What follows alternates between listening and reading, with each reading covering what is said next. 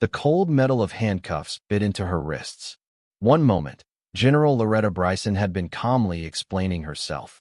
The next, she was being slammed against the hood of her own vehicle, her cheek pressed against the warm metal, still hot from the afternoon sun.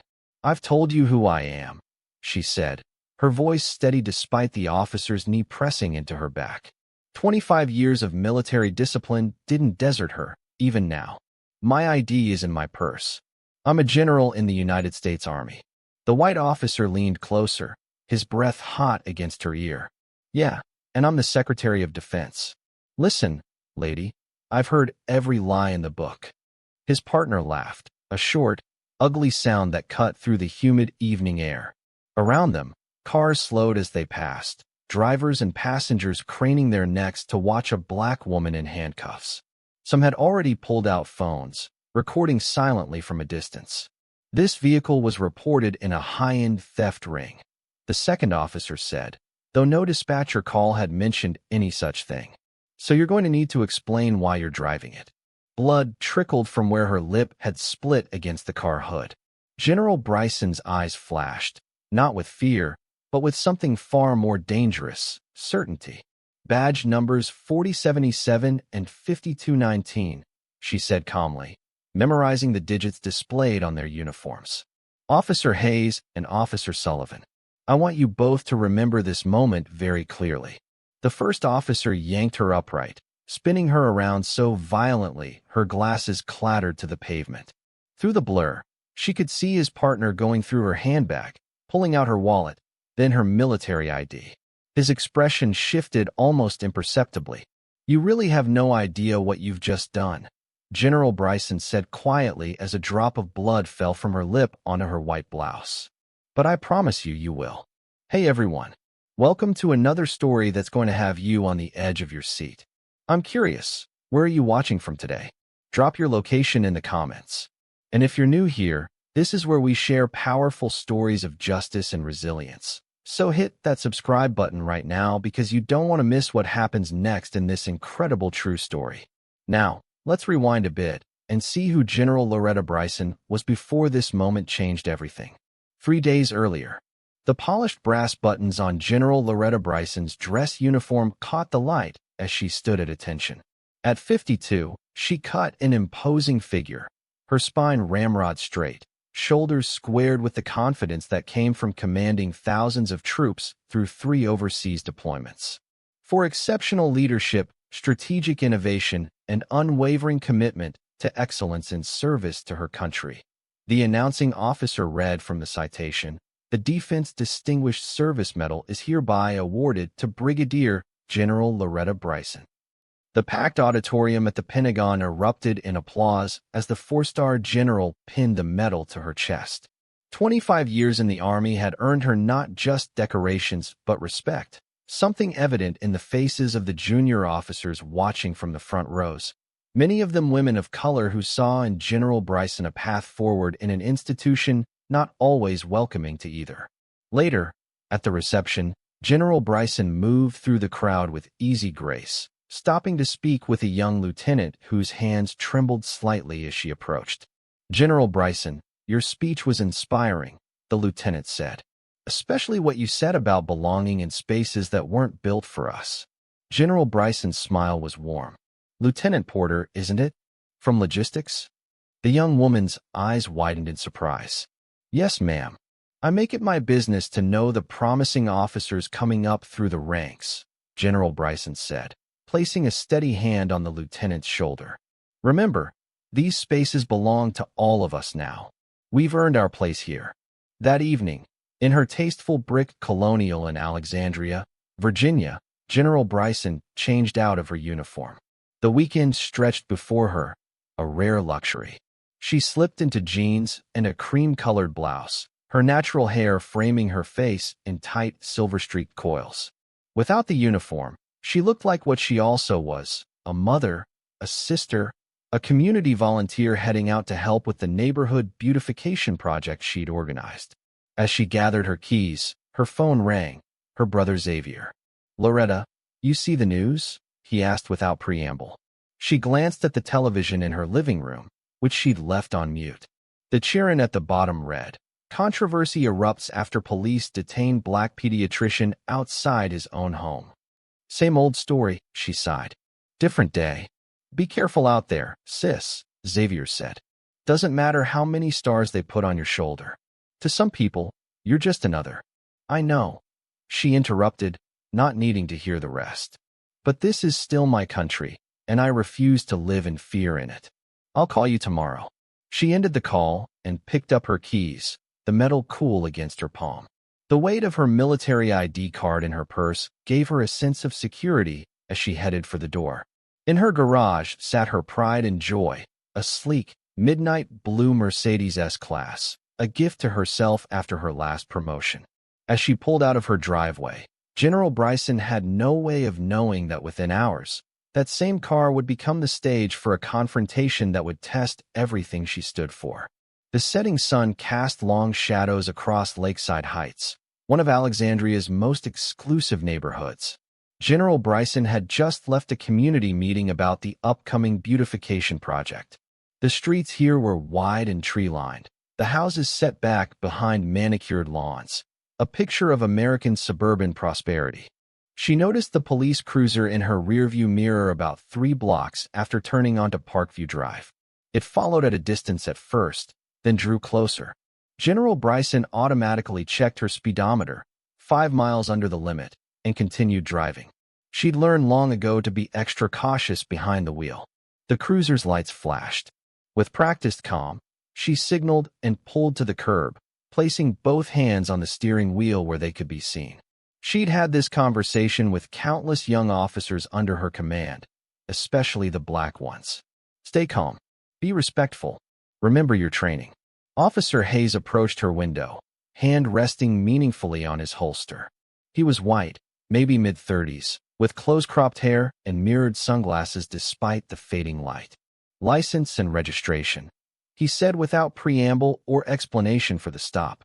"May I ask why I've been pulled over, officer?" General Bryson asked, her tone respectful but firm. His jaw tightened. "License and registration first, ma'am." She nodded.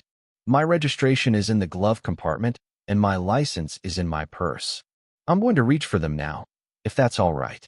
Without waiting for his response, she moved deliberately, retrieving both documents and extending them through the window. The officer studied her license with growing suspicion. "This vehicle is registered to a Brigadier General Lauretta Bryson," he said, emphasizing the title with obvious disbelief. "That's correct. That's me." Officer Hayes snorted. "Right. And where did you get this vehicle, ma'am?" The question hung in the air, its implication clear. General Bryson felt a familiar tightness in her chest, the same one she'd felt decades ago as the only black woman in officer candidate school and countless times since. "I purchased it from Alexandria Motors 2 years ago," she replied evenly. "Officer, I still don't know why I was pulled over." By now, a second officer had approached, Sullivan, younger and with an eager set to his shoulders that reminded General Bryson of fresh lieutenants trying too hard to impress. "Step out of the vehicle, please," Hayes ordered suddenly. "On what grounds?" General Bryson asked, her military-honed instinct for procedural correctness kicking in. "Ma'am, don't make this difficult," Sullivan chimed in. "Step out of the vehicle now."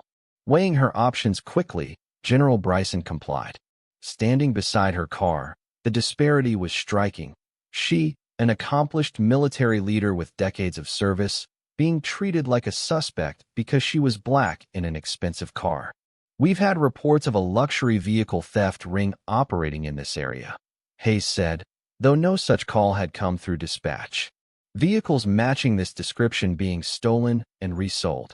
"This is my car," General Bryson stated firmly, "as the registration confirms. I've identified myself, and I have additional identification in my purse if you'd like to see it." Hayes ignored her offer. "Where are you coming from at this hour?" "A community meeting at the Lakeside Heights Community Center." "I'm heading home now." "You live around here?" Sullivan asked, skepticism dripping from every word. "Yes, on Magnolia Avenue, about 2 miles from here." The officers exchanged glances. "Magnolia Avenue," Hayes repeated, as if the very idea was absurd. One of those big houses with the columns. General Bryson straightened her spine, the same posture that commanded respect in the Pentagon. Officers, I've cooperated fully. I've provided identification. Either cite me for whatever violation you believe I've committed, or I'd like to continue on my way. It was the wrong thing to say. Hayes's expression hardened. Hands against the vehicle, he ordered. Now, this is unnecessary, General Bryson began. Sullivan moved behind her. Hands on the vehicle. She complied, placing her palms flat against her car. I am Brigadier General Lauretta Bryson of the United States Army. You can verify. The rest of her sentence was cut off as Hayes roughly grabbed her wrist, twisting it behind her back. The handcuffs came next, cold and tight, biting into her skin. You're making a serious mistake, General Bryson said, her voice steady despite the pain shooting up her arm. Yeah? Well, you can explain that down at the station, Hayes retorted, pushing her against the hood of her car with unnecessary force. Her cheek hit the metal, and she felt her lips split on impact. Blood in her mouth, handcuffs on her wrists. 25 years of service, and none of it mattered on this tree-lined street as the sun disappeared below the horizon. And that's when General Bryson made a decision. This wouldn't be just another story on the evening news, forgotten by morning. This would be the last time these officers ever treated anyone this way again. She began committing every detail to memory, every word, every action, with the same precision she'd used to plan a military operation. Because that's exactly what this had become. General Bryson? Oh my God. The voice cut through the humiliation. A third police officer had arrived on scene, an older black sergeant named Reynolds who had just exited his vehicle and was staring in undisguised shock. You know this woman? Officer Hayes asked, his hand still firmly on General Bryson's shoulder. Sergeant Reynolds approached slowly, disbelief etched on his face. That's Brigadier General Lauretta Bryson. My brother served under her command in Afghanistan. He lowered his voice to a harsh whisper. What the hell are you two doing? The atmosphere shifted instantly. Officer Sullivan fumbled with the handcuff keys while Hayes took a step back, suddenly finding great interest in writing something in his notepad. There's been a misunderstanding, Hayes muttered. Misunderstanding, General Bryson repeated, her voice quiet but cutting. The handcuffs came off, and she rubbed her wrists slowly, noting the raw red marks they'd left behind. Is that what we're calling racial profiling now? Sergeant Reynolds stepped between her and the officers. General, let me escort you home. We can sort this out properly. My vehicle stays with me, she said firmly, dabbing at her bloodied lip with a tissue Reynolds offered. Of course, he agreed. These officers were just leaving. Hayes and Sullivan retreated to their cruiser without apology or acknowledgement, but General Bryson memorized every detail of their hasty departure, the license plate number, the precise time, the badge numbers she'd already committed to memory. 20 minutes later, she sat in her living room, an untouched cup of tea cooling on the coffee table before her. Her hands that had signed military orders, pinned medals on brave soldiers, and guided strategic operations, trembled slightly as the adrenaline finally began to subside. The doorbell rang. Through the peephole, she saw Colonel Diana Vaughn, her closest friend from their days at West Point and now the Judge Advocate General at Fort Belvoir. I came as soon as I got your message, Diana said, embracing her as she entered. She pulled back, noticing the cut on General Bryson's lip. Those bastards. Tell me everything. General Bryson recounted the incident in precise military detail. The time, the location, every word exchanged. Diana listened, her expression growing progressively darker. You could file a complaint, Diana suggested, though her tone suggested she knew how futile that path often proved. A complaint. General Bryson laughed without humor, moving to stand by the window overlooking her carefully tended garden. In the reflection of the glass, she could see her split lip, a visible reminder of what had transpired. To be filed away? To disappear into some administrative black hole. She turned back to Diana. 25 years I've served this country. I've commanded troops in combat zones. I've buried soldiers under my command. I've made decisions that cost lives and saved lives. Her voice dropped, and none of that mattered tonight. To those officers, I was just another black woman who couldn't possibly belong in that car or in this neighborhood. Diana approached, placing a hand on her shoulder. What are you going to do? The question hung in the air as General Bryson stared at her reflection. The woman looking back at her wasn't just Lauretta anymore. She was every black service member who'd ever been profiled, every person of color who'd ever been made to feel they didn't belong in the country they served. When I was a lieutenant, General Bryson said slowly, my first commanding officer told me something I never forgot. He said, leadership isn't about wearing the rank. It's about using it when it matters. She turned to face Diana, her expression resolute. I'm going to use mine. Later that night, after Diana had gone, General Bryson sat alone at her desk, the lamp casting a small circle of light in the darkness. She opened her laptop and began typing, her military efficiency guiding her actions. First, a detailed account of the incident. Times, locations, badge numbers, every word spoken. Next, a list of contacts, people she knew at the Pentagon, in local government, in the police department leadership. Her phone buzzed with a text from her brother Xavier. You okay, sis? Call me. She set the phone aside without responding. There would be time for family later. Right now, she needed clarity and focus. Her reflection caught her eye in the darkened window, a woman alone, planning her next move with the same precision she'd bring to a military operation. The cut on her lip had stopped bleeding but would leave a mark for days to come. A visible reminder. Bad mistake, she whispered to herself, thinking of Officers Hayes and Sullivan. You chose the wrong general to profile. I need to pause here for a moment because this story is getting intense. I'm curious, has anyone ever judged you based solely on your appearance, without knowing who you truly are?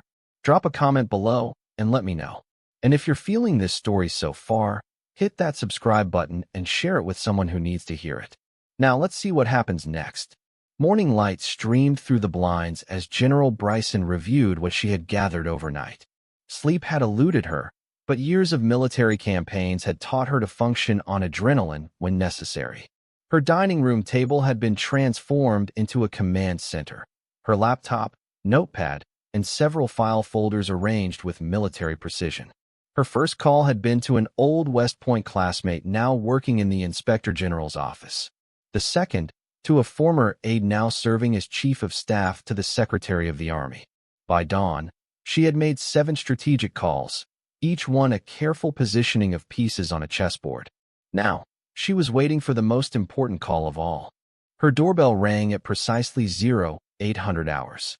Colonel Diana Vaughn stood on the porch, accompanied by a civilian woman in a crisp pantsuit. General, this is Maxine Cartwright, Diana said as they entered. She's with the Department of Justice, Civil Rights Division. Maxine extended her hand. General Bryson, I wish we were meeting under better circumstances. So do I, Ms. Cartwright. Thank you for coming on such short notice. They settled in the living room, where General Bryson had prepared coffee and a concise briefing packet for each of them. I've taken the liberty of requesting the body camera footage through official channels, General Bryson explained, handing them each a folder. But we should anticipate resistance. Officers who engage in this behavior typically know how to game the system. Maxine nodded. The DOJ has been monitoring this police department for some time. Your incident isn't isolated. I suspected as much, General Bryson replied. She opened her laptop and turned it toward them, which is why I did some research of my own. On the screen was a database she had compiled overnight. Dates, names, incident reports. All complaints filed against Officers Hayes and Sullivan over the past 5 years, many from black and brown citizens, all dismissed for lack of evidence or officer discretion. How did you access these records so quickly? Maxine asked, clearly impressed. General Bryson allowed herself a small smile. Let's just say I still have security clearances and contacts from my time overseeing military police operations in 3 countries. Diana leaned forward. Lauretta, this is impressive, but we need to discuss your strategy. What exactly are you planning? General Bryson stood, moving to the window where she could see the American flag flying in her front yard, the same flag she had served under for over 2 decades. I'm not filing a complaint, she said firmly. Complaints get buried. I'm bringing the full weight of federal oversight down on that department. She turned back to face them. But first, I need to understand exactly who I'm dealing with. Later that afternoon, General Bryson sat in her car outside the Alexandria Police Department's 3rd Precinct. She wore civilian clothes, a simple blouse and slacks, with nothing to indicate her military rank. Her hair was pulled back, and sunglasses covered her eyes. To any passing officer, she was just another black woman waiting in a car, invisible in all the ways that mattered. For 2 hours, she observed the comings and goings, noting officers' interactions with civilians, particularly people of color. She took photographs with a high-resolution camera, documenting patterns that might later prove valuable. When Officers Hayes and Sullivan emerged at the end of their shift, she followed them at a discreet distance. Hayes headed to a local bar frequented by police officers. Sullivan drove to a suburban home where he was greeted by a wife and young child. Know your enemy, her military training had taught her. Understanding who these men were beyond their badges would be crucial to what came next. That evening, 3 more pieces fell into place. First, a call from the Pentagon confirming that Lieutenant General Marcus Richardson, Deputy Chief of Staff of the Army and one of the highest-ranking black officers in the military, would be available for the meeting she had requested. Second, an email from Maxine containing officer complaint records that exactly matched what General Bryson had already compiled, plus additional incidents that had never made it to formal complaints.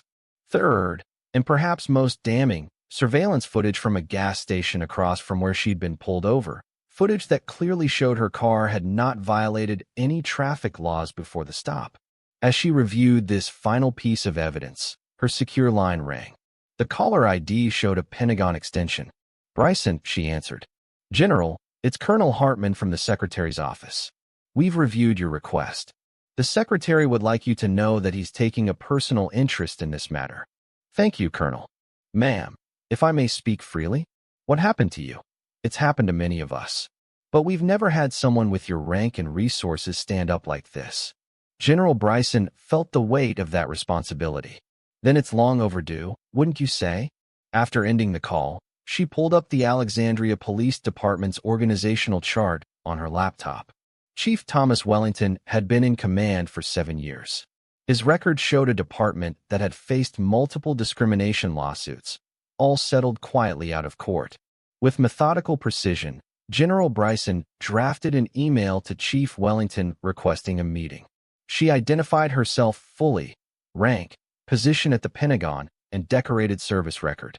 She did not mention the incident. She didn't need to. Her name alone, she knew, would have sent ripples through the department by now. Within 15 minutes, Wellington's office had responded, offering any time that would be convenient for her.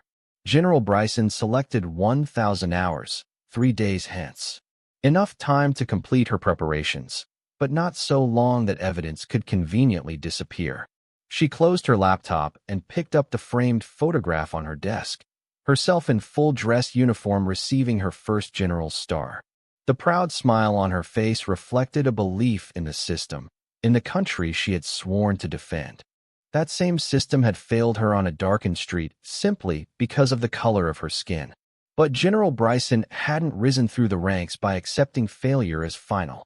She touched the healing cut on her lip gently. This wasn't just about her anymore. It was about every person who had ever been profiled, harassed, or worse, and lacked the power to fight back. "Time to call in the artillery," she murmured to herself, reaching for her phone to make one final call for the day, to the Pentagon's Media Relations Office. By morning, every piece would be in position, and Officers Hayes and Sullivan would learn what it meant to face an opponent who understood power better than they ever could. We're about to head into the most powerful part of this story, where General Bryson shows exactly what happens when you underestimate a black woman with resources and resolve. If you've been with me this far, take a second to hit that subscribe button because the conclusion of this story contains lessons we all need to hear. Now let's see how justice unfolds. The Alexandria Police Department headquarters gleamed in the morning sunlight, its glass and steel facade projecting transparency and accountability. Values General Lauretta Bryson knew were often more architectural than operational. She arrived precisely at 0945 hours, 15 minutes before her scheduled meeting with Chief Wellington. Her appearance was calculated, full dress uniform adorned with every medal and commendation she had earned over 25 years of service. The 4 stars on her epaulets caught the light as she strode through the lobby, drawing immediate attention. Behind her walked a formidable entourage: Colonel Diana Vaughn in her JAG Corps uniform, Lieutenant General Marcus Richardson, whose presence as the Army Deputy Chief of Staff had been arranged with a single phone call, Maxine Cartwright from the DOJ's Civil Rights Division, and a stern-faced woman in civilian clothes who carried a briefcase bearing the seal of the Secretary of the Army. The desk sergeant's eyes widened as he took in the military brass before him. "Good morning, General. The Chief is expecting you." "Thank you, Sergeant," General Bryson replied with crisp professionalism. "Please inform him we've arrived." They were escorted to a conference room where Chief Wellington waited, flanked by the department's legal counsel and 2 deputy chiefs. His smile faltered slightly as he registered the size and composition of General Bryson's contingent. "General Bryson," Wellington began, extending his hand. "While I appreciate you bringing this matter to my attention, I must say this level of involvement seems excessive for what was clearly a misunderstanding." General Bryson did not take his offered hand. "Chief Wellington, 3 days ago, your officers handcuffed me, physically assaulted me, and violated my civil rights during what should have been a routine traffic stop. If there had been any legitimate reason to stop me at all." Her voice remained measured, but granite hard. There was no misunderstanding. There was only racial profiling, excessive force, and abuse of power. Wellington's face tightened. "Strong allegations, General. Officers Hayes and Sullivan reported that you were uncooperative and I believe we should review the evidence before we discuss allegations," Lieutenant General Richardson interrupted, his deep voice filling the room. "General Bryson has requested that officers Hayes and Sullivan join this meeting. Are they available?" Wellington glanced at his watch. "They should be arriving for their shift shortly." "Excellent," Maxine said, opening her laptop. "While we wait, perhaps we can review some background material." For the next 15 minutes, Maxine methodically presented the pattern of complaints against officers Hayes and Sullivan, 27 in total over 5 years, all filed by people of color, all dismissed without serious investigation. "This department has been on our watch list for some time," Maxine concluded. "But General Bryson's case provides us with something the others didn't." "And what would that be?" asked the department's legal counsel, a thin man who had been taking notes with increasing agitation. General Bryson smiled thinly. "Indisputable evidence and the resources to ensure it can't be buried." A knock at the door interrupted them. Officers Hayes and Sullivan entered, their confident swagger faltering as they registered the gathering before them. Hayes recovered first, nodding respectfully to the chief while pointedly avoiding General Bryson's gaze. "Officers," Wellington said, his tone carefully neutral, "thank you for joining us. I believe you're acquainted with General Bryson." Sullivan's eyes widened as he finally recognized the woman he had handcuffed days earlier, now transformed by her uniform into someone undeniably powerful. The blood drained from Hayes's face as he realized the depth of the trouble they were facing. "Before we continue," General Bryson said, "I want to be clear about what we're doing here today. This isn't a negotiation. This isn't going away with an apology or a settlement." She looked directly at Hayes and Sullivan. "This is accountability." The woman with the secretary's briefcase stepped forward, introducing herself as Victoria Reed, Special Advisor to the Secretary of the Army. "The Secretary has authorized me to inform you that the Department of the Army considers this incident to be a matter of national security concern, as it involves the mistreatment of a senior military commander." Wellington's composure finally cracked. "National security? That's absurd." "Is it?" Lieutenant General Richardson replied. "General Bryson oversees critical defense operations. Any targeting of military leadership raises significant concerns." Victoria continued as if there had been no interruption. "Additionally, given the pattern of behavior documented by the Department of Justice, The Secretary has requested that the FBI Civil Rights Division open a formal investigation into this department's practices. Sullivan sank into a chair, his bravado evaporating. Hayes remained standing, his jaw working silently. "Now," General Bryson said, "let's review exactly what happened that night." The next hour unfolded with military precision as General Bryson presented her evidence. The gas station surveillance footage showing no traffic violations, photographs of her injuries, the detailed timeline of events, and most damaging of all, an audio recording from her vehicle's built-in emergency system that had captured every word of the encounter. As Hayes's voice echoed through the conference room, "Yeah, and I'm the Secretary of Defense. Listen, lady, I've heard every lie in the book." The officer himself stared at the table, unable to meet anyone's eyes. "Officer Hayes," General Bryson said when the recording ended, "would you care to explain why you decided I couldn't possibly be who I said I was?" Hayes cleared his throat. "Ma'am, we get people claiming all sorts of things." "Strange," she interrupted. "In 25 years of service, I've never once had a white male officer's identity questioned when he stated his rank." "Have you, General Richardson?" "Never," Richardson confirmed. "Let's be clear about what happened," General Bryson continued. "You saw a black woman driving an expensive car in an affluent neighborhood, and you decided that couldn't be right. That's not policing. That's prejudice with a badge and a gun." Wellington attempted to regain control of the meeting. "General Bryson, while I understand your frustration, these officers have served this department honorably for years." "Have they?" Maxine cut in, sliding a folder across the table. "Because our investigation suggests otherwise. 27 complaints of racial profiling, 15 allegations of excessive force, all against people of color. And those are just the ones who were brave enough to come forward." The department's legal counsel whispered urgently in Wellington's ear. The chief's face hardened as he realized the depth of the situation. "What exactly are you looking for here, General?" Wellington asked. General Bryson leaned forward. "Immediate termination of officers Hayes and Sullivan. A federal consent decree placing this department under oversight. Mandatory anti-bias training for every officer. And a public acknowledgement of the pattern of racial profiling that has been allowed to flourish under your leadership." "That's outrageous."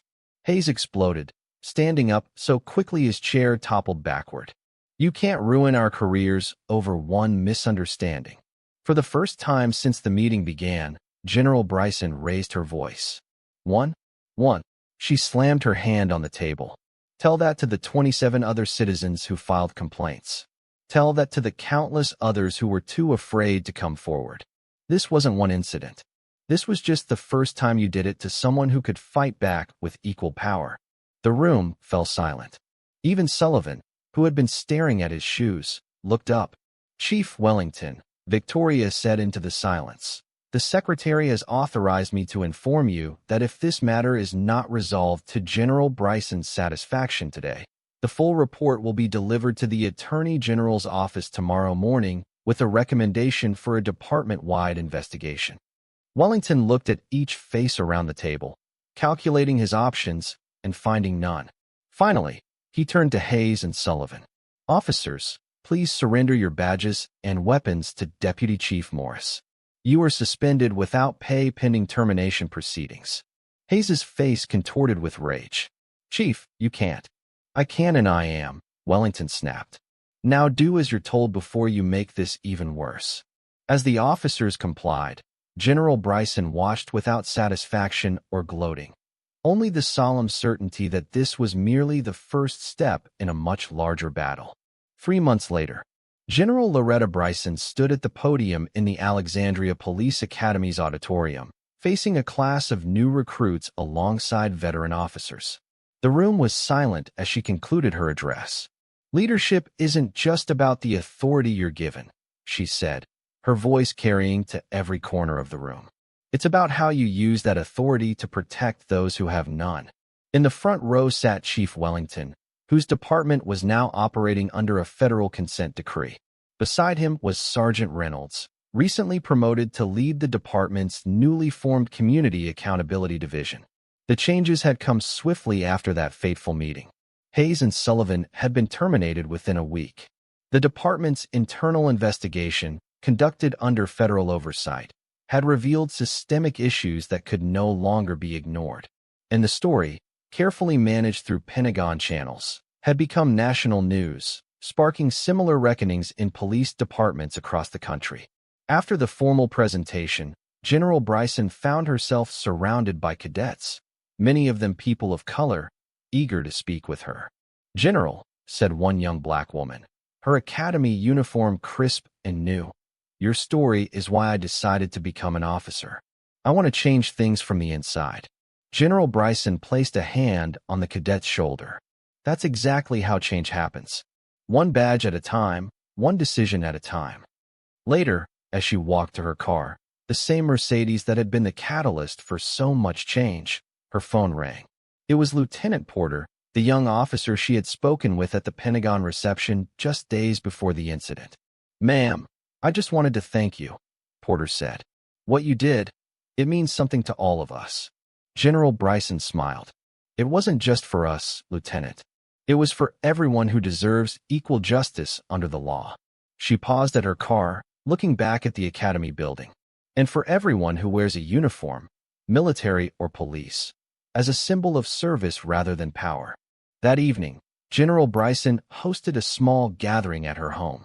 Diana was there, along with Maxine, Victoria, General Richardson, and several other key players in what the media had dubbed the General's Justice Campaign.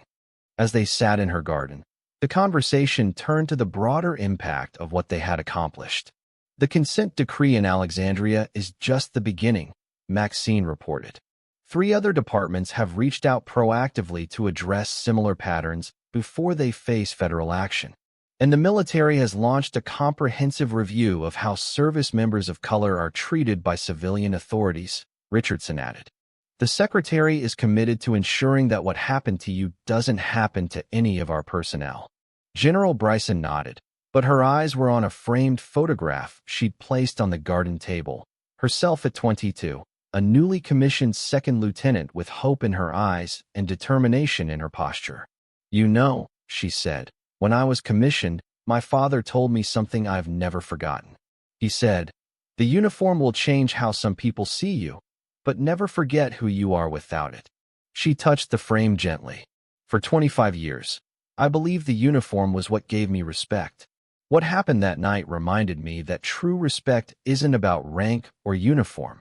It's about recognizing the humanity in each of us." Diana raised her glass.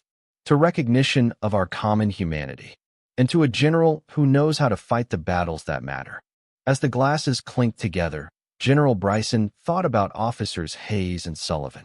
Last she'd heard, Hayes was working security at a shopping mall, while Sullivan had moved to another state, unable to find police work after the incident became public.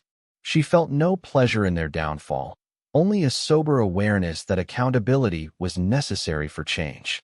Their careers had ended, but the system that had enabled their behavior was finally beginning to transform.